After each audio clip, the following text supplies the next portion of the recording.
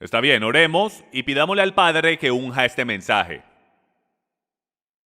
Amén. Padre, venimos delante de ti pidiéndote que pongas tus palabras en mi boca y unjas este muy importante mensaje. Padre, pues creemos que no hay mucho tema más importante que el saber qué sucede después de la muerte.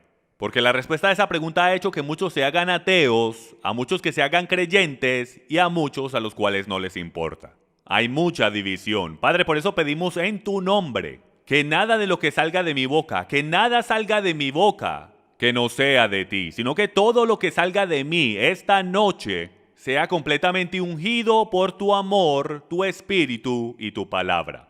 Padre, te agradecemos por tu palabra, la cual es una guía en la oscuridad. Te agradecemos porque nos podemos aferrar a ella en medio de la tormenta. Y te agradecemos, Padre, que en este mundo, el cual es un desierto, con caminos en toda dirección, tenemos esto, tu palabra, como la guía verdadera para poder ir delante de tu trono. Ilumina nuestras mentes y corazones, en tu nombre. Amén. Bueno, voy a comenzar diciendo de entrada que sin duda alguna a muchos de ustedes les va a molestar lo que yo voy a decir en este mensaje.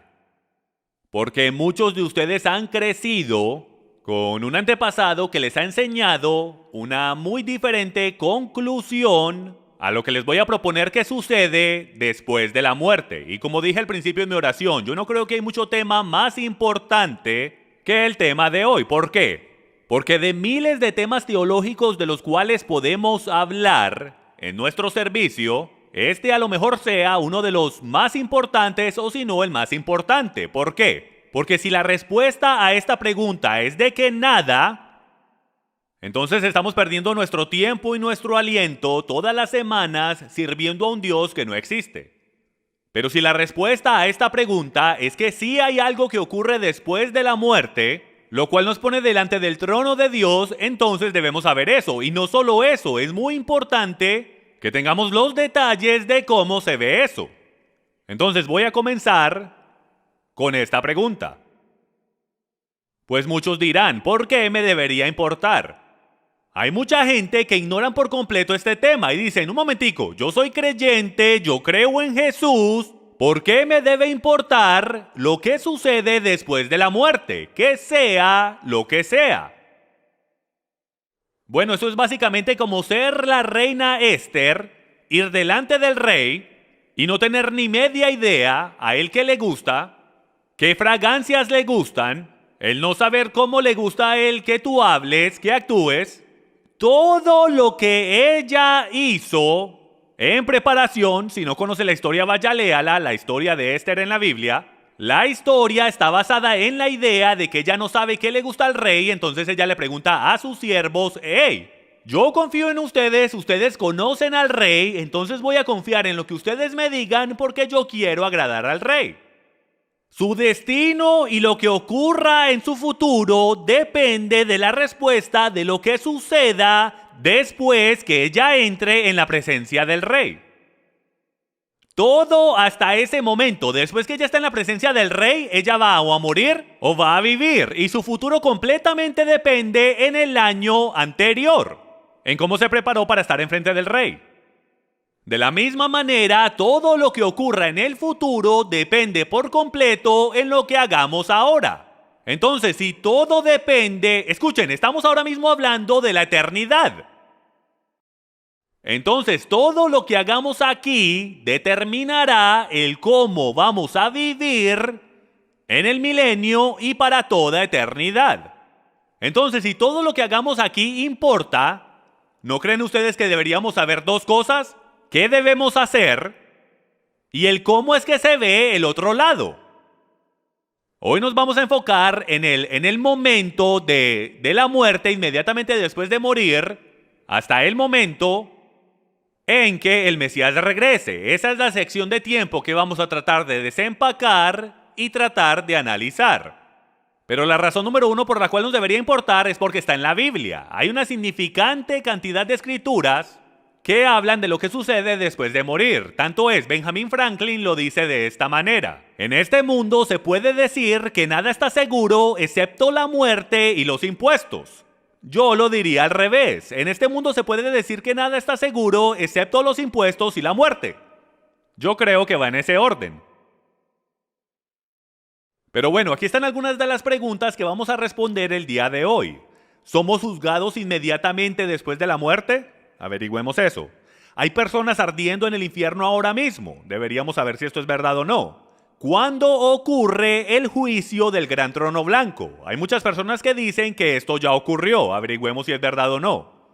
¿A dónde va la gente inmediatamente después de la muerte? ¿A dónde está este lugar que la gente va después de la muerte? ¿Será al cielo o al infierno? ¿O será alguna cancha de golf en algún lado? Yo no sé. Esa última suena bien. ¿Cuándo regresará el Mesías y por qué? Y no vamos a dar fechas, lo siento, esta no es esa clase de ministerio. Pero sí vamos a hablar de lo que ocurre en la línea de tiempo. Pero bueno, lo básico, Hebreos 6.1, escuchen esto. Por tanto, dejando las enseñanzas elementales acerca de Cristo, avancemos hacia la madurez, no echando otra vez el fundamento del arrepentimiento de obras muertas y de la fe hacia Dios. De la enseñanza sobre lavamientos, en otras Biblias dice bautismos, de la imposición de manos, de la resurrección de los muertos y del juicio eterno. El escritor de Hebreos, lo más seguro Pablo, nos está diciendo aquí que esto es básico, esta información es básica. Él dice que avancemos a la madurez porque esta información es información para bebés. La imposición de manos, la fe hacia Dios e instrucciones sobre bautismos, ¿con ese? No entremos en eso. La imposición de manos es cosa básica y miren esto. La resurrección de los muertos y el juicio eterno es doctrina básica y elemental. O sea que hoy es primaria. A lo mejor entramos a la secundaria dependiendo en cómo avanzamos. Esto es enseñanza básica y elemental según Pablo. Él estuviese abosteciendo y diciendo, ¿en verdad? ¿Tiene que enseñar esto después de tanto tiempo en ministerio? ¿Por qué? Porque lo tenemos todo mal. El 90%, en mi opinión, de los cristianos no conocen la enseñanza elemental de lo que sucede después de la muerte. Y es importante que lo entendamos porque esto dice que es material de primaria. ¿Juicio inmediato después de la muerte? Esta es la primera pregunta que vamos a responder el día de hoy. ¿Qué sucede? ¿Somos juzgados inmediatamente? ¿Cuántos han ido a un funeral? Y en el funeral dicen algo más o menos así, y no importa quién sea. Puede ser Hitler y la persona dirigiendo el funeral va a decir, bueno, gracias a Dios ahora está en un mejor lugar. La abuela nos mira desde el cielo, sabemos que está en un mejor lugar. También sabemos que era la persona más amarga que existió en la tierra, pero sabemos que está en un mejor lugar. ¿Cuántos han visto, dicho o escuchado eso y han hasta sonreído cuando la persona está diciendo eso sabiendo que están mintiendo por completo? Pero bueno, vamos a hablar si la abuela en verdad nos está mirando desde el cielo y qué sucede después de la muerte. Primero que todo, usted tiene que saber de qué está compuesto. El que es usted. Hay mucha inconsistencia y mucha duda sobre este tema en la cristiandad. Somos cuerpo, somos alma, somos espíritu. ¿Tienes alma? ¿Tienes espíritu? ¿Cuál es la diferencia y cómo trabaja eso en el juicio final? ¿Tienes un espíritu cuando vas al cielo? ¿Cómo es que trabaja todo esto? Aquí está cómo trabaja, ¿ok? Primero que todo, en la parte exterior, y esta es la parte fácil. Toma tu mano derecha y ponla sobre la otra. Aprieta. Eso no es tu espíritu. Eso es tu cuerpo, ¿ok? Todos tenemos esa bien, yo creo que toda religión tiene esa bien. Tu exterior es tu cáscara, tu exterior es tu instrumento. Me gusta llamarlo un instrumento porque todos tenemos nuestra propia armonía. Por eso al Padre le gusta que estemos en comunidad porque creamos una orquesta y a Él le gusta la música. Bueno, eso es tu caparazón y dentro de ese caparazón hay un alma. Quien tú eres en verdad es tu alma. Tu alma está definida como tu mente, tu voluntad y tus emociones en las Escrituras. El punto central de quién tú eres es tú aquí. Esto es tu espíritu. El espíritu, y les voy a mostrar las Escrituras, pero les quiero dar una imagen ampliada, una imagen macro. El espíritu es tu planta eléctrica. El espíritu es eso dentro de ti que causa que tengas vida. Si tú le quitas la batería a tu carro, no va a funcionar. Tu espíritu es en verdad de Dios. Este concepto no se está enseñando con la fervez que se debería enseñar. Porque ¿cuántos de ustedes, cuando escucharon el Evangelio por primera vez, algo sucedió dentro de ti? ¿Saben qué fue eso? La Biblia lo llama abismo llamando abismo. Ustedes saben que si la persona no tiene un espíritu no puede existir, no puede vivir. Porque número 2 es el espíritu de Dios que causa la chispa, como nos gusta llamarlo aquí. Es esa pequeña chispa, Pablo lo llama una pequeña llama dentro de ti que causa que tengas vida. Es literalmente, en un nivel científico, es luz. Si no tienes luz, no tienes poder, porque todo el poder en el universo, la ciencia hoy entiende que corre a través de luz. Todo, absolutamente todo, tu corazón, tus nervios, toda información que pasa a través de tu cuerpo, ocurre como fibras ópticas a través de luz. ¿No es eso increíble? Todo cambio químico que ocurre justo después de un cambio de información a través de luz. Si te deshaces de la luz, te deshaces del poder. ¿Y no hace eso sentido? Porque Dios es ¿qué? Él es luz. Si remueves la luz, tienes oscuridad y tienes muerte. ¿Ok? Entonces el espíritu es tu planta eléctrica. La persona no tiene un alma. La persona es un alma. No eres un cuerpo ni eres un espíritu. Eres un nefesh viviente según las escrituras. ¿Cómo sabemos eso? Génesis capítulo 2, versículo 7. El aliento más el alma, aquí está la fórmula, es igual a vida. El aliento de Dios más el alma es igual a vida. Un alma sin el aliento no puede existir. Entonces el concepto de almas eternas no existe, no trabaja. Aquí está Génesis 2:7. Entonces el Señor Dios formó al hombre del polvo de la tierra y sopló en su nariz el aliento de vida. Y fue el hombre un ser viviente. Un nefesh, lo cual es la palabra hebrea para alma. Entonces el hombre estaba tirado en la tierra y era simplemente un cuerpo, hasta que Yahweh respiró su aliento dentro del hombre y ahí el hombre se hizo un alma viviente. ¿Qué es lo opuesto a un alma viviente? Un alma muerta, lo cual es una contradicción, porque no trabaja, porque o es un alma viviente o no existe. Dios no está en el cielo con una caja llena de almas y enviándolas dentro de un ascensor supernatural dentro de un cuerpo cuando nace. Así no es que trabaja. El alma es creada cuando el Espíritu de Dios entra en el hombre. Es creada al instante. En el vientre, como la mujer está respirando el aliento de Dios, si puedo, entran las vías sanguíneas y inmediatamente el bebé tiene vida. Justo en la concepción, ya hay vida. Y si alguna vez has visto a un bebé nacer, es increíble, que es la primera cosa que hacen cuando salen. Antes de llorar, toman un aliento profundo. Entre más profundo, más fuerte el llanto. En nuestro hogar, cuando nuestro bebé comienza a inhalar aire antes de llorar y podemos contar hasta 4, sabemos que es en serio. Porque siempre hay un... Empieza a inhalar como en la historia del lobo con los 4 cerditos, algo como por ese estilo. Él no colocó un alma dentro de un cuerpo, él colocó su aliento dentro de un alma y la hizo vivir. ¿Hace sentido eso? Ok, eso es básico. Él no colocó un alma dentro de un cuerpo porque el alma no está viva. Él colocó su aliento dentro del alma y la hizo vivir. Bueno, continuemos. Génesis 7:22. Todo aquello en cuya nariz había aliento de espíritu de vida, todo lo que había sobre la tierra firme, murió. Esto nos está diciendo que hasta en el reino animal, la luz de Dios o su aliento está dentro de todo ser viviente. No hay nada vivo que no esté vivo por causa de su luz. Y hasta más allá del reino animal.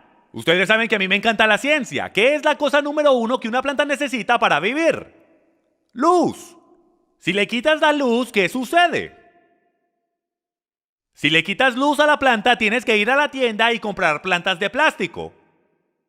¿Cuántos tienen de esas en su casa? Son más fáciles de mantener y no hay que echarles agua. Miren lo que está pasando. Estamos comprando plantas falsas, reemplazando las verdaderas. ¿Y qué está pasando con el pueblo de Dios? El pueblo de Dios está siendo más y más falso porque está recibiendo menos luz. Entre más luz tengamos, más transferencia de oxígeno y de luz le podremos dar a otros. Así es como la vida debe trabajar. Nosotros absorbemos la luz y estaremos haciendo lo que debemos hacer. Su aliento es su espíritu. Job 34:14. Si él determinara hacerlo así, si hiciera volver a sí mismo su espíritu y su aliento, toda carne a una perecería y el hombre volviera al polvo. No es el alma, amigos míos, lo que está vivo. Si tú le quitas el espíritu o el aliento de Dios al hombre, no es nada en lo absoluto. Tu carne y huesos caen al suelo y estás muerto. Un ateo debería por lo menos, por si las moscas, agradecerle al Creador, que a lo mejor está ahí, porque es el aliento del Creador que le permite que lo niegue.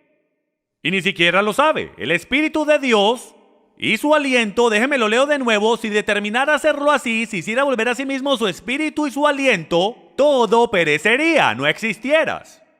Eso nos demuestra el poder y la magnitud que tiene el aliento de Dios, lo cual lo sostiene todo. Job 33:4, el Espíritu de Dios me ha hecho y el aliento del Todopoderoso me da vida. Piensen en esto, estamos respirando el aliento de Dios. Yo sé que es oxígeno, pero ¿quién fue el que lo creó? Y piensen en esto, ¿qué tal si el aliento de Dios es oxígeno? ¿Qué tal si Él puso oxígeno en esta tierra, pero que en verdad lo estamos respirando a Él? Y eso nos mantiene vivos. El espíritu del hombre puede soportar su enfermedad, pero el espíritu quebrantado, ¿quién lo puede sobrellevar? Job 32:8, pero hay un espíritu en el hombre y el soplo del Todopoderoso le da entendimiento. Pensamientos profundos. Esto me vino a la mente cuando estaba estudiando para esto.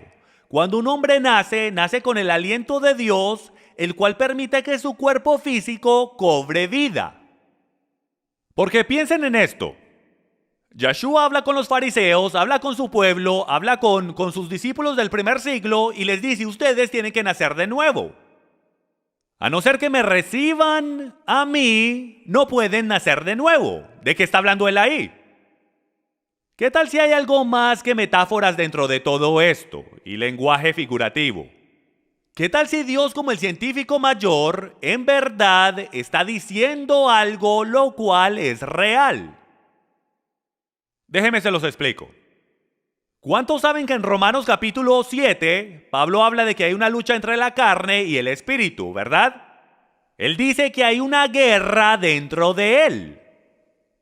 ¿De qué? De lo que él quiere hacer y lo que él no quiere hacer. ¿Qué tal si hay una verdadera, y yo sé que esto va a sonar un poco extraño, pero sí, tú eres físico, pero tu mente, voluntad y emociones, ese eres tú, esa es tu alma. Pero cuando tú entras en pacto con Dios y tú aceptas al Mesías como tu Salvador, la Biblia dice que tú naces de nuevo. Y el amigo en el Nuevo Testamento dice cómo es que un hombre puede nacer de nuevo. ¿Va a entrar otra vez en el vientre de su madre? No, lo que está sucediendo es que el hombre espiritual ahora nace por primera vez. Entonces lo que está sucediendo es que tienes una mente, voluntad y emociones de quien tú eres antes de Cristo, y luego cuando eres salvo hay una creación verdadera que es creada en ese momento. Hay una experiencia de nacer de nuevo. Yo no creo que es lenguaje figurativo, yo creo que es lenguaje literal. Ahora, por primera vez hay un ser eterno. Al alma se le ha dado vida eterna. Entonces hay una nueva creación, dice la Biblia. Yo no creo que es figurativo. Yo creo que literalmente hay dos individuos, si puedo, que ahora están luchando por espacio dentro de esta cáscara que llamamos un cuerpo. Tienes el alma carnal que quiere hacer todo a su manera. Es envidioso, agalludo, grosero, con lascivia y todas esas cosas. Y luego tienes un alma nueva, un bebé espiritual si puedo, que está creciendo dentro de ti y tiene la mente de Dios, la voluntad de Dios, los deseos de Dios y está luchando con lo que llamamos la carne. ¿Hace sentido esto? Y lo que pasa es que si no remueves el lenguaje metafórico de tu mente y la religiosidad en nacer de nuevo y no lo tomas literalmente, y si no alimentas esta nueva creación, no podrá derrotar al viejo hombre. Esto va a otro nivel cuando dice que el hombre no vivirá solo de pan, sino de toda palabra que sale de la boca de Dios. ¿Qué tal si él no está siendo metafórico? ¿Qué tal si está diciendo la creación que acaba de nacer, que vive dentro de ti, no se alimenta de pan? Se alimenta de mi palabra, y si tú no le das mi palabra y su pureza, tú vas a morir. Esto fue una revelación para mí, o una imagen, me encantan las imágenes, de cómo el vencer el pecado en mi vida. Esto en verdad es una guerra entre dos individuos que viven dentro de mí. Uno es el nuevo hombre y el otro es el viejo hombre. Tenemos toda esta terminología, pero nunca la hemos tomado en serio. Él respiró una vez y tú comenzaste a respirar en el mundo físico. Él respiró por segunda vez y ahora tú eres eterno. Y es ese hombre eterno que vive dentro de ti el que está luchando en contra del otro hombre. Entonces, ¿qué es el espíritu? Si somos un alma, ¿qué pasa con el espíritu? Bueno, el Salmo 104, versículo 29 nos da una clave exacta de lo que sucede después de morir. Escondes tu rostro, se turban, les quitas el aliento, expiran y vuelven al polvo. Eclesiastés 12:7. Entonces volverá el polvo a la tierra como lo que era, y el espíritu volverá a Dios que lo dio. Mejor dicho, inmediatamente después de morir, inmediatamente después de respirar tu último aliento, la planta eléctrica, lo cual es la llama de Dios, regresa a él porque es suya. El espíritu del hombre regresa a Dios que lo dio. Estamos todos en la misma página. ¿Hace sentido? El alma es completamente diferente. El alma no regresa a Dios que lo dio. El espíritu sí regresa a Dios que lo dio porque ese es su espíritu, su poder. Ahora muchos dirán, un momentico, si un hombre tiene el espíritu de Dios dentro de él, entonces ¿para qué es que necesita el Espíritu Santo? Porque no es lo mismo. Porque el espíritu es solo una batería, es solamente una planta eléctrica, no hay creación. El espíritu es básicamente una planta eléctrica, es como la batería de un carro. Tú no te sientas en la batería de un carro y esperas que te lleve al cine por la noche o algo así. Más bien terminas electrocutado. No, la nueva creación es el carro nuevo que recibes con la batería. El Espíritu de Dios dentro del hombre es como la batería de un carro, pero cuando tú aceptas al Padre, cuando aceptas a Yeshua como tu Salvador y Redentor y le entregas tu vida, Él te da un carro nuevo que va con la batería, para el cual la batería fue diseñada. Apoyo para juicio inmediato, vamos a hablar de esto. Esta es probablemente una de las más importantes o más populares escrituras para apoyar el juicio inmediato. A lo mejor pensaron en esto mientras yo estaba hablando. Bueno, en Lucas 23, Jesús, Yeshua, está en la cruz y él le dice al otro hombre, de cierto te digo, hoy estarás conmigo en el paraíso.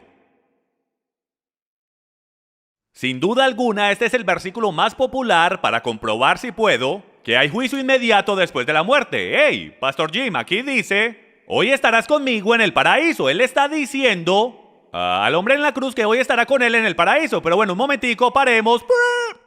Esto no es español. En las lenguas seméticas no hay puntuación.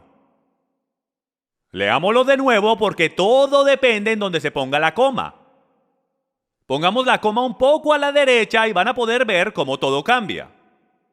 Entonces Jesús le dijo, de cierto te digo hoy, estarás conmigo en el paraíso. Si ven, si pones la coma antes de hoy, lo cambia radicalmente. Si la pones después, también lo cambia radicalmente. Una está diciendo, hoy estarás conmigo en el paraíso, y la otra dice, hoy te estoy diciendo que en algún punto en el futuro estarás conmigo en el paraíso. Miren, las comas son importantes, porque podemos decir, vamos a comer abuelo,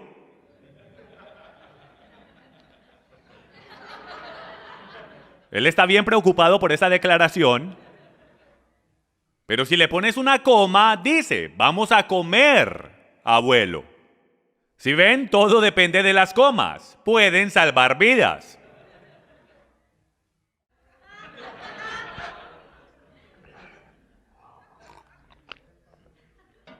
asegúrate de que pongas la coma en el lugar correcto. Sabemos por hecho que Él no fue para el cielo ese día. Yo no te lo tengo que decir, la Biblia te lo dirá. Tanto es, Yeshua te lo dirá en Juan capítulo 20, versículo 17. Jesús le dijo, suéltame porque todavía no he subido al Padre. Y esto es después de que Él se levanta de los muertos.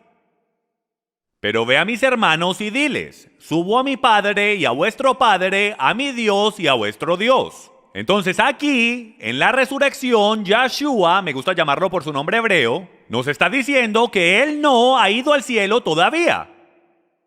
Esto nos está diciendo una de dos cosas.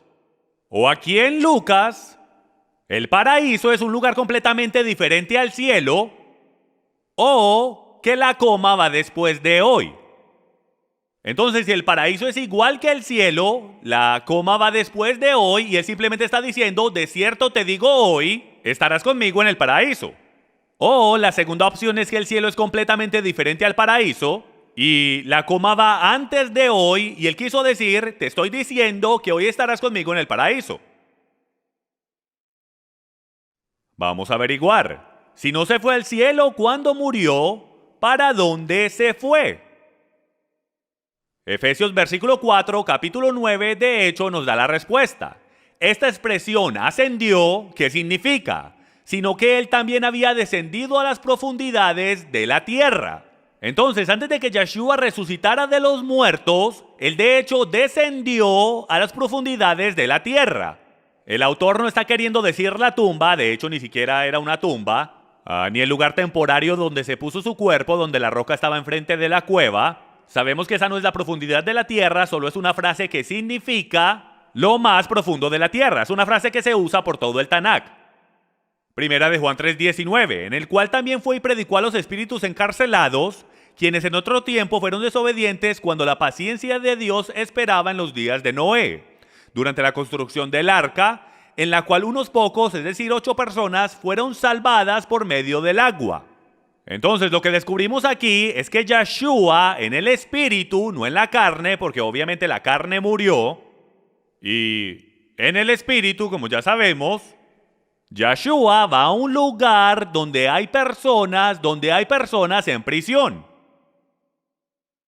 Y en este lugar Yeshua declara la victoria sobre la muerte. Y tanto es, las escrituras nos dicen que a las personas que Él les está hablando son las mismas personas que murieron durante el tiempo de Noé, los que fueron desobedientes. Continuemos. Primera de Juan 3:19, y Él fue y predicó a las almas en Seol, ahí está a donde Él fue. A los que desde el principio no estaban convencidos en los días de Noé, cuando el largo sufrimiento de Dios ordenó que hubiera un arca, con la esperanza de su arrepentimiento, y solo 8 almas entraron y se mantuvieron con vida por el agua. Este es el mismo versículo de antes, pero en el arameo, y el arameo dice, y lo pone en el contexto original, el cual dice que en vez de prisión, en verdad es Seol. Define prisión como Seol, el mismo lugar, como dice en el Tanakh, que usted va a descubrir, que se menciona una y otra vez. El paraíso no es el cielo. Segunda de Corintios, capítulo 12, versículo 2. Este es Pablo hablando. Conozco a un hombre en Cristo que hace 14 años, no sé si en el cuerpo, no sé si fuera del cuerpo, Dios lo sabe, el tal fue arrebatado hasta el tercer cielo. Ahora, pausemos un momentico. Tenemos que entender que en el primer siglo la manera en que ellos definían cielo era de que el primer cielo era nuestra atmósfera encima del cielo, el segundo cielo eran las luminarias, las estrellas, y el tercer cielo era Dios mismo, era el cielo de los cielos, el tercer cielo o el cielo perfecto. Él está hablando del cielo que conocemos tradicionalmente. Ahora, esta es una frase clave en el griego, en el versículo 3, y diferente al primer hombre. Y conozco a tal hombre, si en el cuerpo o fuera del cuerpo no lo sé, Dios lo sabe, que fue arrebatado al paraíso y escuchó palabras inefables que al hombre no se le permiten expresar. Ahora, muchos dirían que no están familiarizados con lenguas seméticas, que se está hablando del mismo lugar, que el paraíso y el cielo son el mismo lugar. Pero por lo contrario, tenemos un problema entonces porque si no está diciendo la misma cosa dos veces. Porque no haría ningún sentido en lo absoluto que él dijese: conozco a un hombre, no sé si en el cuerpo, no sé si fuera del cuerpo, arrebatado hasta el tercer cielo. Y conozco a tal hombre, no sé si en el cuerpo, no sé si fuera del cuerpo, que fue arrebatado hasta el cielo o al paraíso. No hace sentido que lo repita dos veces. Hace completo sentido si sabes que el cielo y el paraíso son dos lugares completamente diferentes. Estos son dos instancias independientes, de las cuales él está hablando. Por eso es que la frase "y" está ahí. No es una conexión a la oración previa, es un evento separado. John Wesley lo dice así.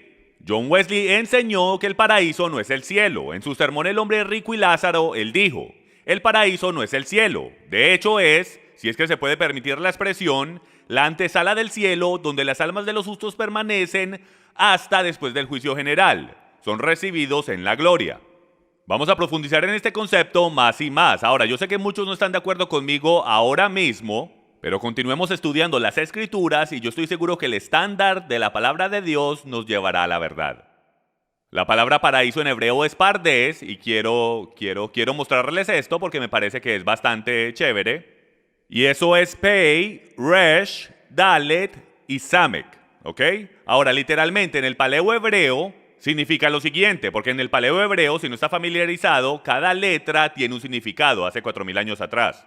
Y entonces si tomas cada letra y la deletreas en una oración, esto es lo que paraíso significaría en el paleo hebreo. Porque Pei es boca, Resh es la cabeza, o el líder, o el principio, Dalet es una puerta abierta, y Samek es el descansar o apoyarse en algo. Entonces, si juntas todo eso, paraíso en hebreo significa literalmente la boca del líder abre la puerta al descanso. Esposo, esto es lo que usted está supuesto a hacer para su esposa e hijos. La boca del líder de la casa está supuesto de abrir la puerta a Shabbat. Descanso eterno, abrir la puerta a Shalom, abrir la puerta a paz. Eso es lo que paraíso es.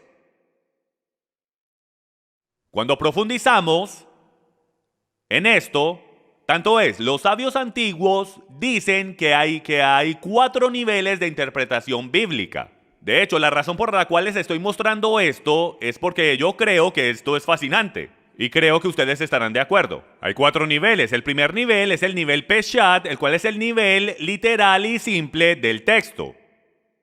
Jesús lloró. Y punto. Es muy simple. Ese es el significado literal del texto. El remés, que es de la letra Resh, es la indirecta, de donde vienen las parábolas. Esto es cuando lees una escritura en el Nuevo Testamento y hay una indirecta. A lo mejor el autor cita una escritura del Antiguo Testamento, pero solo cita una parte. Eso es una pista. Si regresas a la escritura del Antiguo Testamento, la cual él está citando, es una indirecta a algo diferente, que está conectado a lo que él trata de decir. Él trata de sacar algo de esta escritura que es relevante para esta otra. Tanto es, les daré un ejemplo de cómo eso trabaja en su propia vida. Todos tenemos un testimonio personal. Y entonces, a lo mejor algo pasa en tu vida espiritual, digamos que algo sucede el día de hoy, tú sacarás una escritura que esté conectada con lo que te sucedió hoy, aunque cuando eso fue escrito no tenía nada que ver con lo que te sucedió hoy, pero es relevante a tu situación, eso es remés. Tú tienes tu testimonio y para tu testimonio tú sacas una escritura la cual originalmente no tenía ese significado, pero es relevante con tu testimonio hoy. Eso es remés.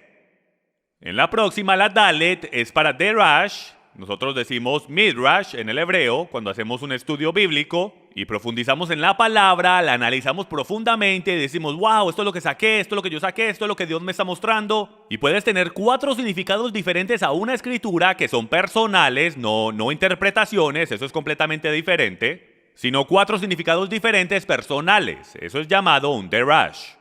Gálatas capítulo 4 es un gran ejemplo con Abraham y Sara. Pues ahí dice que ellos son los hijos de la promesa, ¿ok? Eso es obviamente un derash de la historia original de Abraham y Sara. Cuando esa historia fue contada, no tenía nada que ver con lo que Pablo está diciendo en Gálatas capítulo 4, pero está conectada de una manera personal con lo que él ve.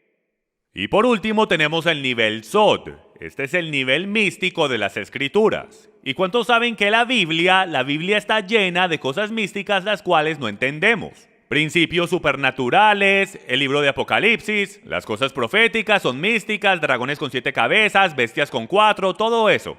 Todo eso es del nivel Sod.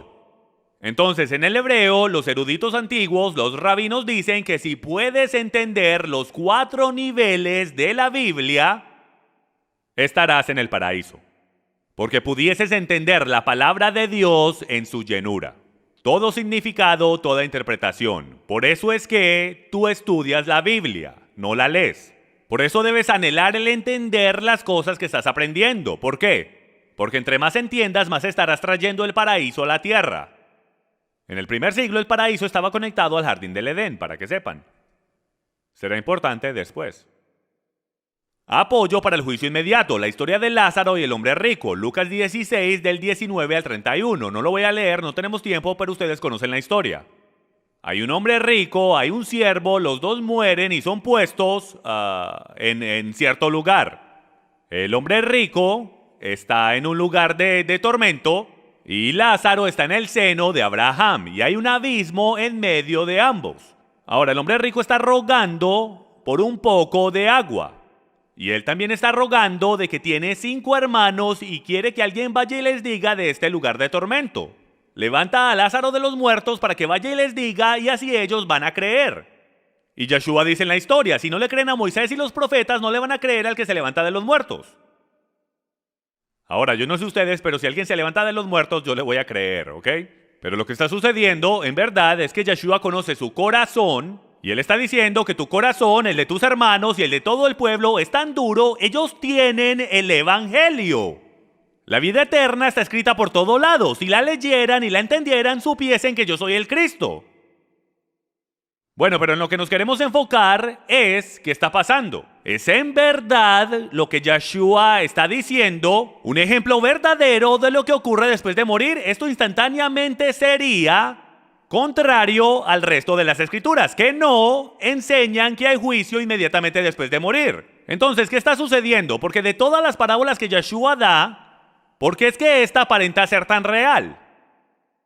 En cierta manera lo es, pero recuerden que esta era una muy popular, él no se la inventó, esta era una muy popular parábola que se contaba en el primer siglo, ¿ok? Muchos no saben eso. Entonces, Lázaro y el hombre rico. Primero que todo, las parábolas se utilizan para ilustrar un principio de edificación espiritual, no son para enseñar teología, son para enseñar principios. Cuando yo le cuento historias bíblicas a mis hijas, yo desarrollo esas historias de una manera que hasta Dunkin' Donuts ha llegado a las historias bíblicas de la casa Staley. Eso no significa que Yeshua comió Dunkin' Donuts, ¿ok? Significa que le estoy agregando algo a la historia para edificación espiritual. No me pregunten cómo hay edificación espiritual en Dunkin' Donuts, porque no la hay. Pero yo le agrego y les tiro cosas a la historia para que le pueda hacer sentido a ellas en su nivel. Eso es lo que hace Yeshua con nosotros. El punto de Yeshua era que el tener riquezas y estatus no demuestra que tienes el favor de Dios. Ese era el propósito entero de esa historia. Yeshua advertía a estos líderes religiosos a escuchar a Moisés y los profetas y a arrepentirse de sus corazones duros hacia los pobres y necesitados. Tanto es que los eruditos reconocen que esto era una historia familiar en el tiempo de Yeshua. Tenemos una cita de Edmund Flood que habla sobre este tema. Una vez más, Jesús toma algo de las experiencias de su audiencia. Esta vez es una historia popular. Como escritores y otros artistas siempre han hecho, él forma el material existente para sus propios objetivos. Jesús en esta historia no quería hablar de la vida eterna. Él no le estaba diciendo a su público lo que pasaría en el futuro cuando ellos hubiesen muerto. Eso fue solo el escenario a lo que él quería decir. Si puedo, los muebles que estaban en la escena de un set familiar. Entonces, él estaba tomando algo que era familiar para ellos y les estaba enseñando un principio, que si tú humillas a los pobres y los tratas con arrogancia y no escuchas a Moisés y los profetas, vas a terminar en lo contrario de lo que pensabas. Tú piensas que vas a ir al seno de Abraham, y por el derecho lo decían por algo, y es porque todos se jactaban de ser descendencia de Abraham, nuestro padre Abraham, multiplicado como las estrellas. Entonces todos querían ser hijos de Abraham. Y él les dice, no, de hecho es el hombre pobre el que termina en el seno de Abraham. Ustedes no, ese es el punto de la historia. Entonces, ¿qué hemos aprendido de esta historia? Primero que todo, que el seno de Abraham no es el cielo, obviamente. Número 2, se supone que debemos creer que si este lugar es un lugar real y no solo una analogía, que escuchen esto, ¿una gota de agua sería suficiente para un hombre que está en el fuego? ¿Y en verdad podría hablar mientras está siendo torturado por las llamas? Yo no sé ustedes, pero una persona que está siendo quemada al fuego, lo cual todavía ocurre hoy, al otro lado del continente, no puede hacer más nada que gritar. Pero estamos supuestos a creer por algunos maestros bíblicos que la historia de Lázaro es una historia verdadera que ocurrió de verdad. No ocurrió, no es verdadera, está supuesta a contarnos un principio espiritual. Primero que todo, la prueba de esto es que la palabra infierno aquí es Hades, no Gehenna. ¿Por qué es esto importante? Porque Hades es el equivalente griego de la palabra Seol en el hebreo. Gehenna, de hecho, es el infierno encendido. Son dos palabras griegas diferentes. Si el hombre rico hubiese ido al infierno con llamas, el autor hubiese usado Gehenna. Él no usó la palabra Gehenna porque él sabe, porque él lee su Biblia, que la gente va a un lugar llamado Seol. Gehenna es el infierno ardiente, o también es el hoyo de basura que estaba en el valle de Gehenna, a las afueras de Jerusalén, donde ellos quemaban la basura y siempre estaba encendido. Aquí tenemos más pruebas de que no hay nadie en el cielo todavía, ni tu abuelo, ni tu abuela, nadie quien ha muerto, no hay nadie en el cielo. Ni el rey David está en el cielo todavía. ¿Cómo sabemos eso? Hechos 2:29. Hermanos, del patriarca David os puedo decir confiadamente que murió y fue sepultado, y su sepulcro está entre nosotros hasta el día de hoy. Porque David no ascendió a los cielos, pero Cristo. Si no me creen, Daniel tampoco está en el cielo. Y tú irás, aquí el Padre le está hablando a Daniel, y tú irás hasta el fin y reposarás, y te levantarás para recibir tu heredad al fin de los días. A Daniel se le dice que descanse y que luego se levantará. Ahora un momentico, si todo el mundo es juzgado después de morir, entonces ¿no debería él estar en el cielo? Espero que sí, siendo un profeta mayor. El profeta Isaías tampoco está en el cielo. Tus muertos vivirán, junto con mi cuerpo resucitarán. Despertad y cantad, moradores del polvo, porque tu rocío, cual rocío de hortalizas, y la tierra echará a los muertos. Entonces, si los muertos ya están en el cielo, los cuales son justos, ¿por qué es que la tierra los tiene que devolver de nuevo en lo absoluto? ¿Y por qué es que Daniel, Isaías y el rey David no están ahí? Y si eso no es suficiente, ni siquiera Samuel está en el cielo. Lo sabemos por 1 Samuel 28, del 3 al 19. Donde Saúl va donde la bruja de Endor, él tiene algo que averiguar, él tiene algo que quiere saber, él mismo se disfraza. Y después que le había echado a todas las brujas y todos los mediums de Jerusalén, él va y busca a otra porque Samuel se había muerto y ese era el que le contaba todo lo que iba a suceder. Entonces él va donde la bruja de Endor y le dice, hey, necesito que invoques al profeta Samuel porque le quiero hacer una pregunta. Entonces ella invoca al profeta Samuel de los muertos. ¿Y qué sucede? Saúl ve a Samuel. Ella levanta a Samuel de los muertos y Samuel le responde a Saúl en el versículo 19. Además, el Señor entregará a Israel contigo en mano de los filisteos. Mejor dicho, tú vas a morir. Por tanto, mañana tú y tus hijos estaréis conmigo. Entonces Saúl y sus hijos van a estar con Samuel muertos en Seol. Porque eso es exactamente lo que el texto dice, que él fue invocado de Seol, el lugar de los muertos. No hay nadie en el cielo. Juan 3:13 lo hace bastante claro. Nadie ha subido al cielo, sino el que bajó del cielo, es decir, el Hijo del Hombre.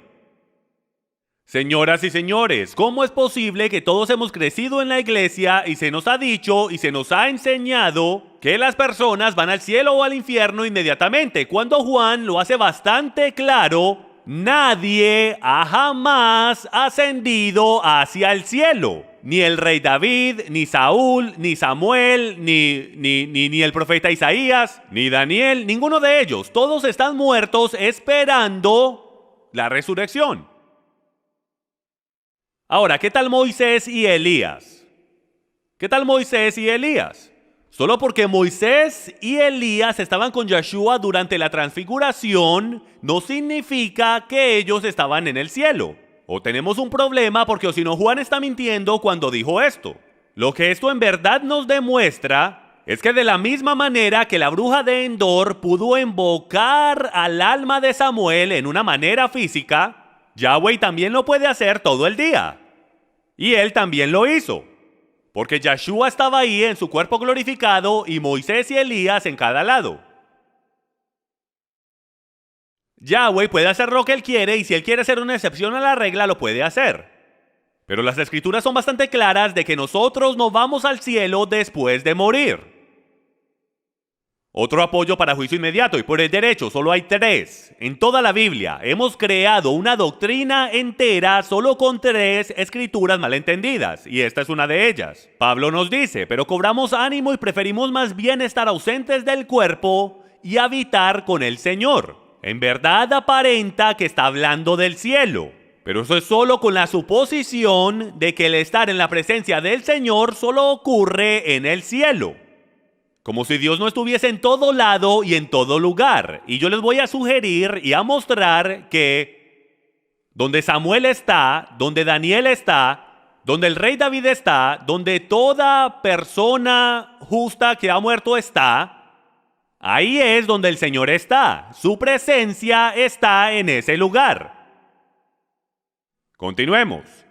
Porque no dice que habita en el cielo. Claramente Pablo sabe esto. Solo para ser un estudiante de Gamaliel tenías que tener la Torá memorizada palabra por palabra, y él era el mejor estudiante de todos. No es como si él nunca hubiese leído la Torá y los profetas antes. Él sabía esto y lo sabía de memoria. Por eso es que él no dice el habitar en el cielo, él dice habitar con el Señor.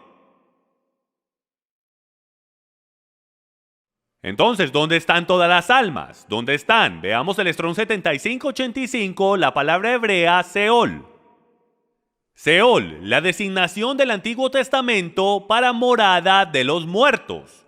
Hasta el Strong sabe la respuesta de esto. Estas son las definiciones. Lugar sin retorno, sin alabanza a Dios. Malvados enviados allí para castigo. Los justos no son abandonados a él.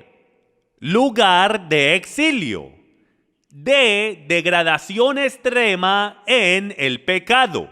Ahora, tenemos una dicotomía en la definición de los Strongs. Tenemos un problema, porque dice que Seol es el lugar de los muertos, donde van las almas de los muertos, la de los justos y la de los malvados. Los justos están ahí y los malvados están ahí, pero los justos no son abandonados a él. Entonces tenemos un problema porque estamos diciendo que o todos los justos y todos los malvados van al mismo lugar, o cuando vemos la historia de Lázaro y el hombre rico, vemos que están en 2 diferentes compartimentos, y les voy a sugerir que eso es lo que es. Que la parte de Lázaro y el hombre rico, la parte que era verdadera, por eso era que esta historia era popular, porque ellos sabían esto, por eso era popular. O sea, Yeshua no terminó la historia y ellos dijeron: ¡oh, Dios mío! Hay 2 compartimentos en Seol. Yo nunca había escuchado esto. No, ¿en qué se estaban enfocando? En la vergüenza que él estaba haciendo sentir a ellos porque les estaba cambiando su modo de pensar. Pues creían que los siervos iban a ir al lugar de los malvados, mientras que los grandes fariseos y saduceos iban a terminar en el seno de Abraham. Esto era teología común, la cual todos conocían, de que los compartimentos eran separados. Ahora, antes de continuar, quiero hacer la pregunta. ¿Están conscientes las almas? Porque esto es algo que se está discutiendo bastante. ¿O será que simplemente duermen? Esa es la teoría número 1, donde estás completamente dormido y no sabes nada. El Padre sabe que no me molestaría, porque yo en verdad que necesito dormir un poco más, ¿verdad? Para mi suerte me muero justo antes de que el Mesías regrese y duermo por ahí 10 minutos. Eso es lo que duermo por lo general. Teoría número 2, las almas están conscientes. Entonces, vamos a hablar de eso. Si vas al libro de Enoch, lo cual es un libro apócrifo y no estoy diciendo que es escritura, pero es interesante, y este libro apócrifo nos da una muy interesante perspectiva en lo que Enoch ve, como el cielo o los compartimentos del infierno, y el libro va en increíble detalle al describirnos el cielo, o perdón, los compartimentos del infierno. Él dice que hay diferentes compartimentos. Él está hablando con un ángel y él le pregunta qué es todo esto. Y el ángel responde, ¿dónde van todas las almas? Hay diferentes compartimentos, esta es la de los justos, y múltiples de ellas para los malvados. Hay 4 compartimentos en total. Hay 3 para los malvados y 1 para los justos. Y dice que los compartimentos estaban separados por un gran abismo con un río y una luz que estaba flotando sobre el compartimento de los justos. Y que el compartimento de los justos, el que estaba sosteniendo a los justos, estaba lleno de paz y la presencia de Dios estaba ahí. Pero del otro lado había caos, oscuridad, llanto y el crujir de dientes. Ahora, ¿por qué es que están en llanto y en crujir de dientes? No porque se estén quemando en llamas ardientes. Es porque saben de lo que se perdieron y saben lo que viene. Yo estuviese llorando también si yo supiese el castigo que se me viene encima y si yo supiese que la embarré y que no hay manera de arreglarlo de nuevo. Job capítulo 14 versículo 12 lo dice así: así el hombre yace y no se levanta. Hasta que los cielos ya no existan, no se despertará ni se levantará de su sueño. O sea que estas almas están en completo descanso. Yo personalmente pienso que están conscientes. Porque o si no, ¿cómo pudo ser invocado Samuel? Tanto es que Enoc dice que él puede escuchar el alma de Abel clamando, como en una corte, el que su hermano lo mató y él quiere justicia por eso.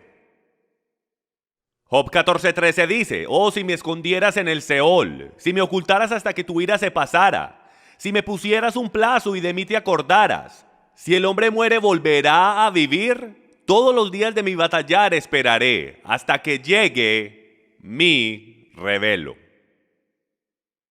Al parpadear de un ojo. Salmo 16:9, por tanto mi corazón se alegra y mi alma se regocija. También mi carne morará segura, pues tú no abandonarás mi alma en el infierno.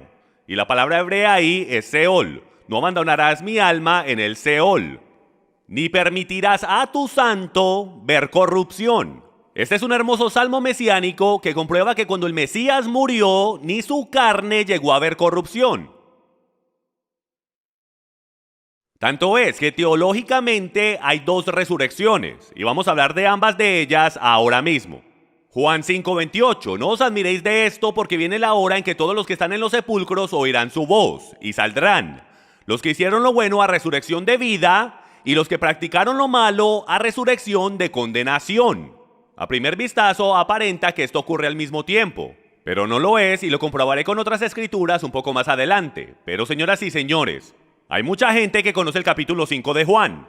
Todos lo hemos escuchado 1,000,000 de veces. Bueno, ¿cómo es posible que hemos crecido en iglesias que nos enseñan que inmediatamente somos transportados al cielo cuando aquí dice que nosotros oiremos su voz en la tumba? Y ellos dicen, no, eso es Dios llamando al cuerpo. Yo espero que no. ¿Cuántos le dicen amén a eso? Cualquiera que tenga esa doctrina, eso es doctrina falsa, en mi opinión. Yo no quiero el mismo cuerpo. Segundo que todo, tu cuerpo carnal que se descompuso en la tierra no tiene oídos. No puede escuchar en la tumba. Pero si sabes que la palabra sepulcro ahí puede ser traducida a Seol en el Antiguo Testamento, te das cuenta que la teología que Juan tiene viene del Antiguo Testamento. Él no está leyendo su propio libro diciendo así dice el Señor. Él está leyendo las escrituras hebreas, lo que nosotros llamamos el Antiguo Testamento, de ahí saca su doctrina. Y la doctrina es que todos van a un lugar llamado Seol, o también conocido como el sepulcro, hasta el tiempo de la resurrección de vida y la de condenación. Profundicemos un poco más en esto. Hechos capítulo 24, versículo 15 dice lo siguiente: teniendo la misma esperanza en Dios que estos obligan, que ciertamente habrá una resurrección tanto de los justos como de los impíos. Lucas 14:14, y serás bienaventurado ya que ellos no tienen para recompensarte, pues tú serás recompensado en la resurrección de los justos. Entonces hay una resurrección. Yeshua fue resucitado como las primicias. Por esto es que él es llamado el primer fruto de la resurrección, porque el resto no ha ocurrido todavía. Primera de Corintios capítulo 15, versículos del 12 al 23. Vayamos a esto, yo creo que es interesante leerlo. Ahora bien, si se predica que Cristo ha resucitado de entre los muertos, ¿cómo dicen algunos entre vosotros que no hay resurrección de los muertos? Y si no hay resurrección de los muertos, ni siquiera Cristo ha resucitado, y por el derecho. Los fariseos creían en la resurrección de los muertos y los saduceos no creían en la resurrección. Y si Cristo no ha resucitado, vana es entonces nuestra predicación y vana también nuestra fe. Aún más, somos hallados testigos falsos de Dios porque hemos testificado contra Dios que Él resucitó a Cristo, a quien no resucitó si en verdad los muertos no resucitan. Pues si los muertos no resucitan, ni siquiera Cristo ha resucitado. Y si Cristo no ha resucitado, vuestra fe es falsa y estáis en vuestros pecados. Entonces también los que han dormido en Cristo han perecido. Si hemos esperado en Cristo para esta vida solamente, somos de todos los hombres los más dignos de lástima. Mas ahora Cristo ha resucitado de los muertos y se ha hecho primicia de aquellos los que durmieron. Eso es una metáfora para los muertos, aquellos que han muerto antes de. Él es la primicia. Porque ya que la muerte entró por un hombre, también por un hombre vino la resurrección. Ya que en Adán todos mueren, también en Cristo Jesús todos serán vivificados, pero cada uno en su debido orden. Cristo las primicias y luego los que son de Cristo en su venida. ¿Ven qué detallado es? No está diciendo luego de que mueras. Dice que luego tú serás levantado de los muertos a su venida. Entonces vendrá el fin cuando Él haya entregado el reino al Dios y Padre después que haya abolido a todo dominio, toda autoridad y todo poder. Entonces lo que podemos ver aquí es que podemos ver una orden cronológica, la cual Pablo nos muestra, de que primero Cristo muere y resucita de los muertos y después los demás resucitan de los muertos, los justos en su segunda venida. Continuemos y sigamos profundizando. Todos hemos escuchado este versículo, Juan 14:3, Yeshua está hablando.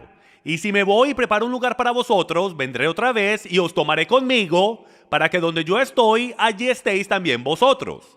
Ahora, no quiero hacer sentir mal a nadie, pero para mí es vergonzoso el admitir que yo le estuve diciendo a la gente toda mi vida, en funerales y a gente común y corriente, que cuando ellos mueran, verán a la abuela en el cielo, que todos los que han muerto, que son justos y creen en Jesús, están en el cielo. Sin embargo, Jesús le dice a sus propios discípulos, los cuales yo creo que están en una mejor posición que todos nosotros, por lo que sufrieron, Él les dice, escuchen, yo iré a preparar un lugar para vosotros y cuando yo regrese, yo os tomaré. ¿Él para qué va a ir a preparar un lugar para ellos si ellos ya van a estar allí? Él dice, no, cuando regrese os tomaré conmigo.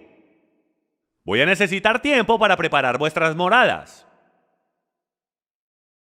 Los muertos se levantarán. Primera de Tesalonicenses 4:16, un versículo muy popular que la gente conecta al rapto, y con mucha razón. Pues el Señor mismo descenderá del cielo con voz de mando, con voz de arcángel y con la trompeta de Dios. Y los muertos en el Mesías se levantarán primero. Los muertos en Cristo se levantarán primero. Entonces, la abuela que ama a Cristo no puede estar en el cielo y ser levantada de los muertos al mismo tiempo. Ya sabemos que el cuerpo nuevo no es el cuerpo antiguo. No se permiten carne y sangre en el cielo.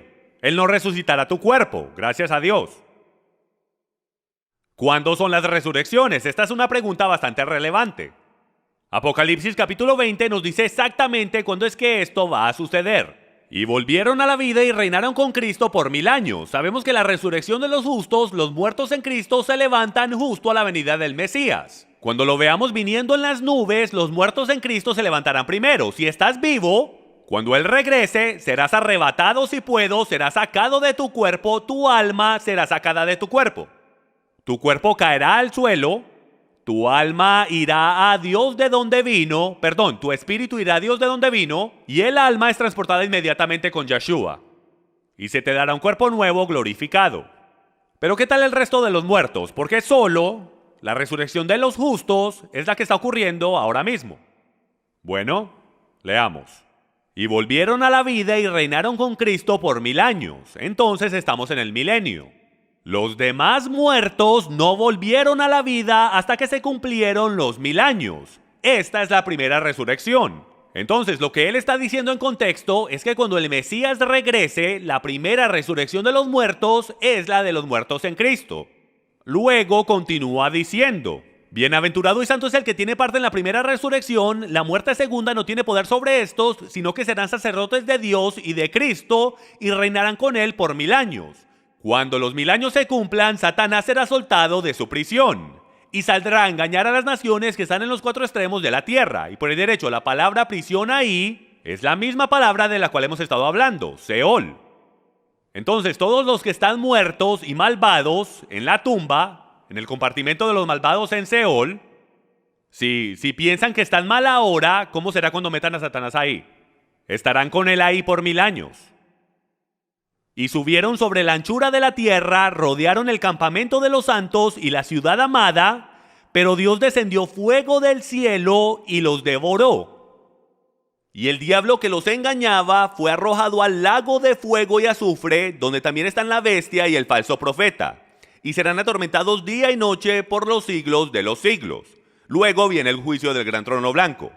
Y vi un gran trono blanco y al que estaba sentado en él, de cuya presencia huyeron la tierra y el cielo, y no se halló lugar para ellos. Entonces, lo que va a suceder es que cuando Yeshua regrese, va a haber una resurrección de los justos. Luego pasarán 1000 años, Satanás será soltado de la prisión y tratará de engañar a las naciones. Pero Dios descenderá con fuego, los destruirá a todos y enviará a Satanás al lago de fuego y azufre. Aunque él no será el primero que será tirado al lago de fuego, él es el tercero. La bestia y el falso profeta son los primeros que alguna vez son tirados al lago de fuego. Pero ¿cuántos de nosotros hemos sido enseñados que si tú no crees en Jesús, cuando tú mueras, tú serás tirado al lago de fuego? Eso no ha sucedido, es una mentira, no es verdad. La bestia y el falso profeta son los primeros tirados al lago de fuego. Luego, Satanás después de los 1000 años. Continuemos a ver qué nos dice. Y vi a los muertos, grandes y pequeños, de pie ante Dios. Los libros fueron abiertos y otro libro fue abierto, el cual es el libro de la vida. Por ahí derecho hay más de un solo libro, ¿se dieron cuenta? No es solo el libro de la vida. Hay varios libros. Uno de ellos es el libro de obras. Toda palabra la cual has dicho y toda obra la cual has hecho está siendo grabada ahora mismo. El libro de la vida solo tiene nombres. Si estás escrito en el libro de la vida del Cordero, tendrás entrada al reino por venir. Todo lo demás es tu recompensa y el cómo pasarás la eternidad. Entonces, este concepto de que solo quiero llegar al cielo, el solo querer estar en el libro de la vida es genial. Pero desafortunadamente hay todo otro nivel de seguridad. Cuando calificas en este libro, hay toda otra línea. Todo otro juicio diferente. Eso me recuerda a algo que me pasó cuando fui a Israel. Estaba yendo con un amigo y estábamos pasando la línea de seguridad. Yo tenía puesto una chaqueta negra y larga y una gorra de béisbol. Yo estaba bien cansado, era como la medianoche. Íbamos por la línea de seguridad, yo era el primero, estaba bien tarde y la muchacha estaba ahí, la muchacha de la seguridad, y estaba ahí parada como un soldado del ejército. Y en ese momento salió mi personalidad e hice un chiste. Fue una mala idea. Fue un chiste gracioso. Mi amigo se rió y yo casi lloro porque ella no se rió. Y cuando por fin abrió la puerta, como una hora después, a mí personalmente me escoltaron hacia esta pequeña línea especial para personas boconas. Y pasé más de una hora mientras sacaban todo de mi maleta, sacaron hasta mi maquinita de afeitar, la desempacaron, le sacaron los tornillos y la inspeccionaron por completo. Me tuvieron casi 2 horas mientras que mi amigo estaba muerto de la risa, caminando con su maletica diciendo, "Chao, Jim". Finalmente cerraron mi maleta y yo dije, gracias a Dios. Empecé a caminar, señor, venga conmigo. Un momentico, acabo de ir por seguridad. Señor, venga conmigo. Había una segunda línea de seguridad. A este punto me están diciendo que me quite la ropa. Sin broma. Y yo pregunto, ¿esto en verdad es en serio? ¿Quieren que me quite la camisa? Ustedes no tienen equipos electrónicos. Lo peor que pude haber dicho. El ser un bocón te demora bastante en el aeropuerto. Terminaron con eso, por fin me puedo vestir, alabo al Padre, cojo mi maleta y empiezo a caminar. Señor, venga conmigo. ¡No puede ser! ¡Esto no puede ser en serio! ¡Yo no soy un terrorista! ¡Es una máquina de afeitar! Esta era una línea de interrogación. Querían saber yo por qué uso tzitzits. ¿Qué es eso? ¿Por qué tiene cuerdas? ¿No son ustedes judíos? Otra vez habló el bocón. Yo le digo, son tzitzits. Me pregunta como si nunca los hubiese visto antes. Estábamos en Israel. ¿Es usted judío? No. Fue lo equivocado en decir. ¿Por qué está usando tzitzits si no es judío? Me tocó dar un sermón como de 20 minutos explicando el por qué uso tzitzits. Venga conmigo, señor.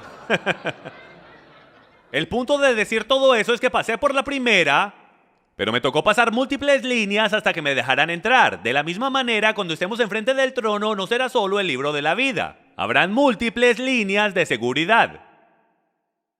Y dependiendo en cómo tú vivas tu vida, tu actitud y tu orgullo, tu humildad y todas esas cosas, determinará el dónde y cómo vivirás y tu recompensa. Yo no sé usted, pero yo no quiero simplemente entrar cuando se trata de la eternidad. Continuando en Apocalipsis 20:13, y el mar entregó los muertos que estaban en él, y la muerte y el Hades entregaron los muertos que estaban en ellos, y fueron juzgados cada uno según sus obras. ¿Escucharon eso? No si creían en Jesús o no creían en Jesús. Eso es diferente. También eres juzgado según tus obras. Cuando crecimos en la cristiandad diciendo que no se trata de obras, disculpe, sí se trata de obras. El poder entrar no se trata de obras, se trata sobre el quién conoces.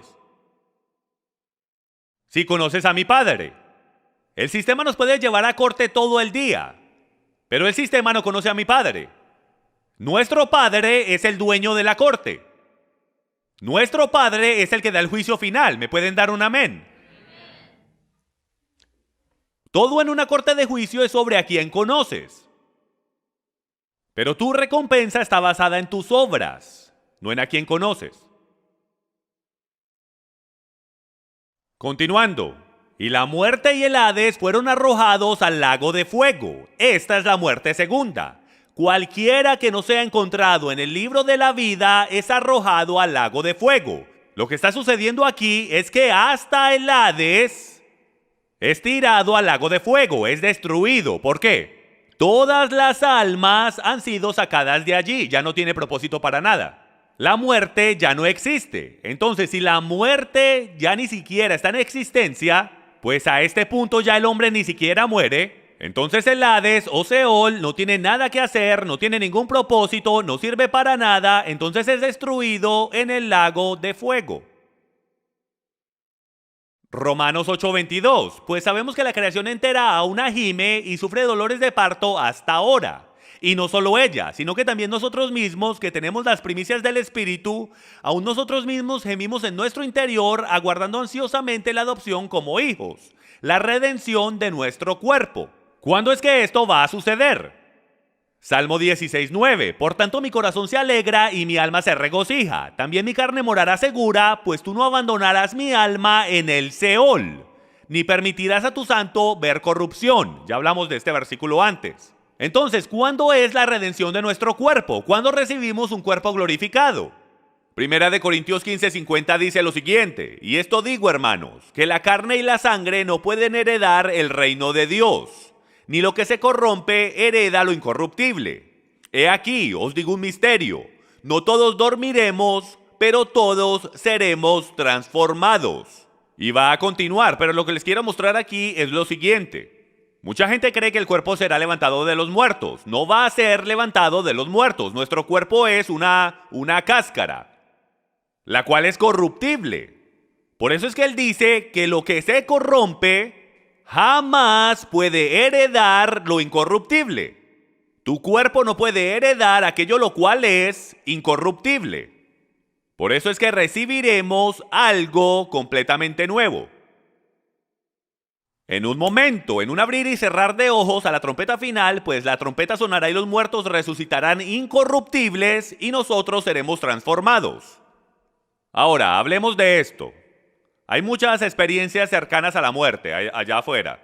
Hay hasta películas de Hollywood, el cielo es real, sobre un niño que va al cielo. Y él puede ver a su abuelo y puede ver un montón de cosas. No los quiero deprimir, pero no es real. Amigos, no nos podemos basar en Hollywood, ni sacar teología de un niño de 8 años, y mucho menos teología basada en experiencias. Basamos teología en la palabra de Dios y en la palabra de Dios solamente. No importa qué emocionante, qué real aparenta o cuántas cosquillitas te haga sentir. Lo que importa es lo que diga la palabra de Dios, porque eso es lo que creemos. No estoy diciendo que no tuvieron esas experiencias, no estoy diciendo que ellos no creen que son verdaderas, no estoy ni diciendo que lo que ellos experimentaron no es real, lo que estoy diciendo es que Dios les pudo haber dado una visión. Los profetas fueron llevados al tercer cielo y vieron cosas indescribibles. El apóstol Pablo fue llevado al paraíso y escuchó cosas que eran indescribibles y no pudo hablar. No estoy diciendo que él no vio o sintió estas cosas, pero les puedo asegurar que no era el cielo lo que estaba experimentando. Allí no hay árboles, no hay todas estas cosas. Escuchen, es la morada de los muertos, donde están las almas de los justos. Lo que sea que él estaba experimentando, Dios permitió que lo experimentara, pero no fue en un lugar verdadero. ¿Hace sentido eso? También tenemos que tener cuidado de esto. La Biblia dice que Satanás puede venir como un ángel de luz. ¿Qué es un ángel de luz? Lo que él era antes. Piensen en la mecánica científicamente. Satán tiene la habilidad de transformarse a sí mismo desde un nivel molecular microscópico en algo que aparenta ser un ángel de Dios. ¿Creen ustedes que él pueda dar una visión que aparente ser de Dios, pero no ser de Dios? ¿No creen que él puede hacer una estatua llorar? ¿O que le salga sangre a una estatua hecha de piedra de Jesús en la cruz? Por supuesto. Si él se puede transformar a sí mismo en un nivel molecular, por supuesto que él puede manipular cosas en esta tierra. Sabemos que lo hace todo el tiempo. Ahora, ¿es el cielo real? Por supuesto. ¿Es la película real? Eso es para Dios que juzgue, pero yo les puedo decir que la palabra de Dios dice otra cosa. El abuelo no está flotando en el cielo ahora mismo. En conclusión, cuando la gente muere no son juzgados inmediatamente. Nadie es juzgado inmediatamente después de morir con un juicio permanente. Lo que sí hay es una determinación de a dónde vas a ir, la cual te envía o al Seol de los malvados, esperando por el juicio final, o al Seol de los justos, esperando por el juicio final. Ese es el único juicio que está ocurriendo en ese momento. Tus obras no son juzgadas, ni el juicio del gran trono blanco está ocurriendo todavía. Es solo la separación entre las ovejas y los cabritos. Nadie ha ascendido al cielo todavía y nadie ha descendido al infierno todavía. Todos van a un lugar de espera llamado Seol, esperando por la primera resurrección o la segunda resurrección. Y Seol está dividido en compartimentos separados, unos para los justos y otros para los impíos.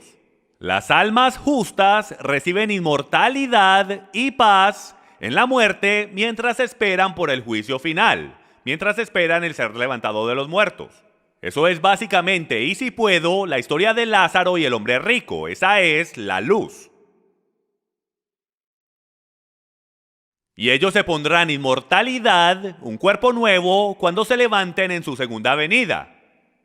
La primera resurrección ocurre en la segunda venida de Cristo, y la bestia y el falso profeta son los primeros en ser arrojados al lago de fuego, cuando regrese el Mesías. La segunda resurrección, la de los impíos, ocurre después del reinado de 1000 años del Mesías. Luego Satanás es arrojado al lago de fuego, ahí es cuando ocurre el juicio del gran trono blanco y todo aquel que no es encontrado en el libro de la vida del Cordero es también arrojado al lago de fuego.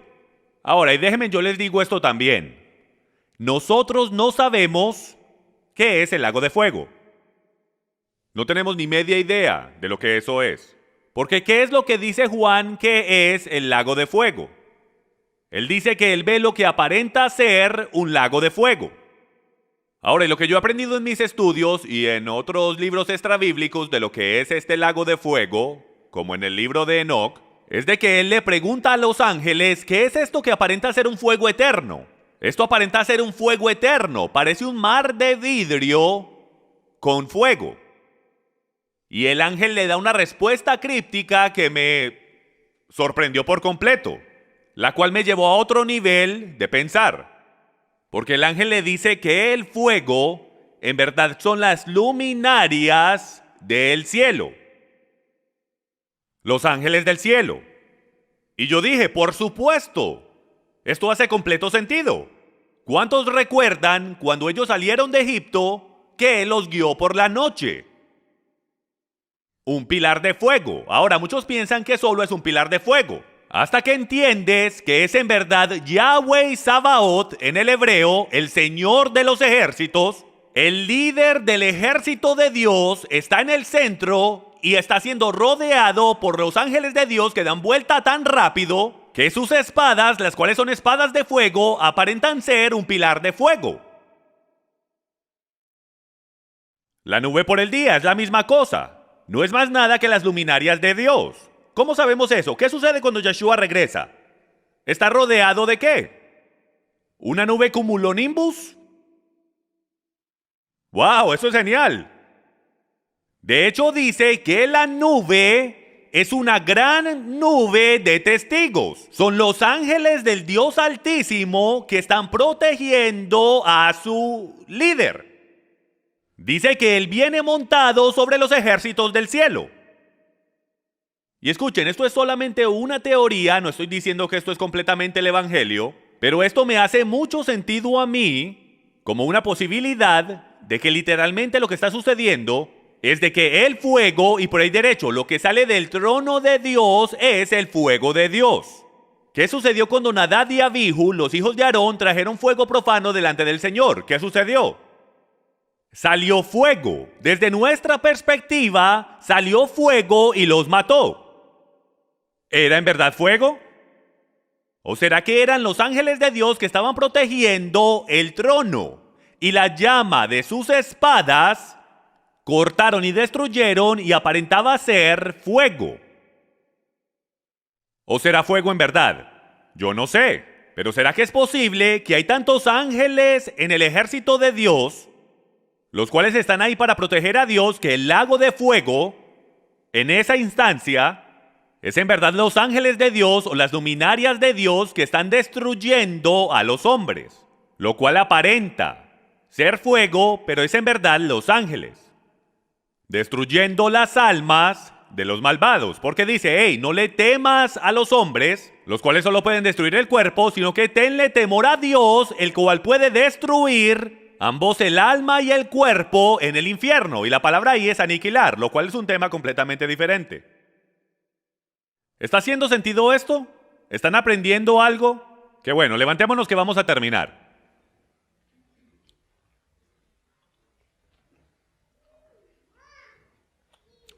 Espero que este mensaje los haya bendecido.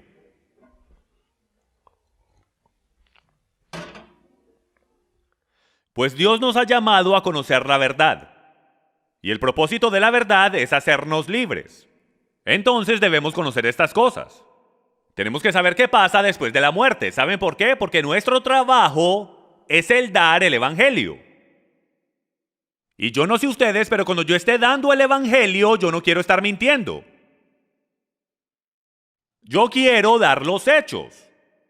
Pues recientemente leí en una página atea que esta es la razón por la cual ellos se burlan de los cristianos. Ellos se burlan de nosotros porque no conocemos lo básico. Porque ellos lo leen y pueden ver de que no hay nadie en el cielo todavía.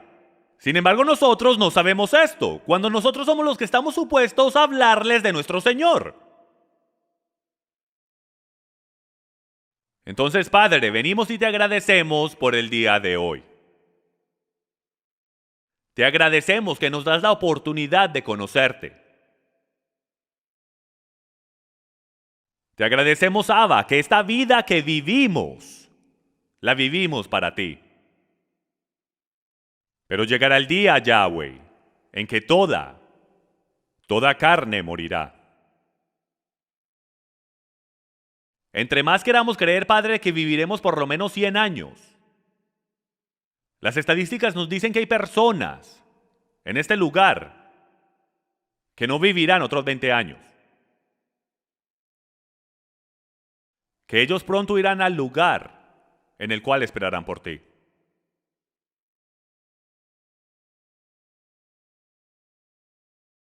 Por eso clamo a tu pueblo el día de hoy. Si alguno está al sonido de mi voz y no conoce al Mesías, si no conoce a nuestro Dios,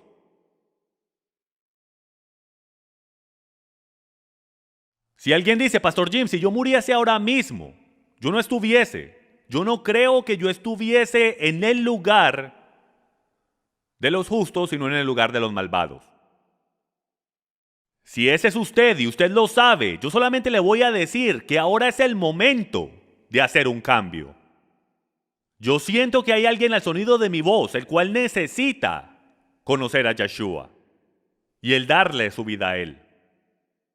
Para que cuando llegue el día seas contado en la resurrección de los justos. Entonces, con todos los ojos cerrados y cabezas agachadas, voy a preguntar, si ese es usted y usted no conoce al Mesías, pero usted sabe que hoy es el día que usted debe entregarle su vida al Mesías, le voy a pedir que levante la mano para poder orar por usted. Si hay alguien aquí que no conoce al Señor, este es el momento, hoy es el día y ahora es la hora. Yo no quiero, después de un servicio como estos, el no darle la oportunidad a alguien de llegar a conocer al Señor, de que le entregue su vida. Gracias. ¿Alguien más? A usted en su hogar, hay dos cosas que le quiero preguntar. Número 1, ¿conoce al Padre? No con un conocimiento lógico e intelectual. Hay mucha gente que se pararán delante del trono y estarán emocionados de entrar al cielo, como los fariseos en Mateo capítulo 7. Pero el Señor los miró a los ojos y les dijo, apartaos de mí, no os conozco. A Él no le importa cuánto tú crees que tú conoces. A Él no le importa cuánta teología tú conozcas. A Él lo que le importa es si tú en verdad lo conoces a Él. Entonces, número 1, le quiero preguntar si usted lo conoce íntimamente, si usted tiene una relación con Él. ¿Habla usted con Él? ¿Camina usted con Él? Si usted no puede responder que sí a eso, usted a lo mejor no tenga el Espíritu de Dios viviendo dentro de usted. Pídale que entre en su corazón. Número 2, ¿cómo vive usted para Él? Para este Dios que dice servir. ¿Estás viviendo para aprender de Él? ¿O estás viviendo para aprender de Él haciendo lo que Él dice? Amando a tu prójimo como a ti mismo. A Dios no le importa lo mucho que tú creas saber, a Él le importa que tú te preocupes por la creación que está a tu alrededor. Entonces, si ese es usted el día de hoy, aquí o en línea, le voy a pedir que ore esta oración conmigo.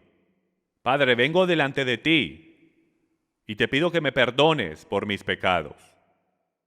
Padre, yo sé que el pecado me aparta de ti. Y yo no quiero el estar apartado de ti. Yo creo completamente que tu Hijo Yeshua fue enviado para pagar por mi pecado. Yo le pido que entre en mi vida ahora mismo y me perdone por mi pecado. Hazme una nueva creación. Yo pido que tú me tomes y me hagas en quien estoy supuesto a ser. Pido me perdones por mi pasado y ahora tomes completo control de mi futuro. En el nombre de Yeshua. Amén y amén. Démosle un aplauso al joven que le entregó su vida al Mesías el día de hoy. Amén. Cerremos en oración. Padre, te agradecemos por lo grandioso y magnífico que tú eres. Gracias por no abandonarnos en la tumba. Te agradecemos que a tu sonido, a tu voz nos levantaremos, que te conoceremos y tendremos nuevos cuerpos. Y tendremos la oportunidad de servirte por eternidad, dándote todo lo que somos y todo lo que seremos. Padre, clamamos y confesamos el día de hoy de que te necesitamos. Padre, te pido que no nos des más de lo que nosotros podamos soportar. Te pido por aquellos que están doliendo ahora mismo. Te pido que los protejas y les ministres a ellos. También te pido que para aquellos que no te conocen todavía, que te reveles a ellos, ambos en sueños y en visiones. Y que al final de los días, cuando nos levantemos, seamos un ejército digno de ti. Y todos dicen, amén. Démosle un aplauso al Señor.